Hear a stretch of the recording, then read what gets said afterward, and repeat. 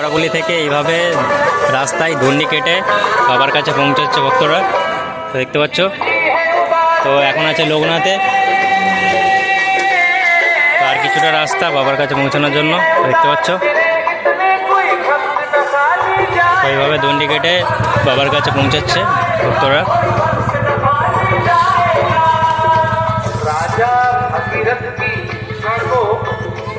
राजा भगीरथ की इच्छा को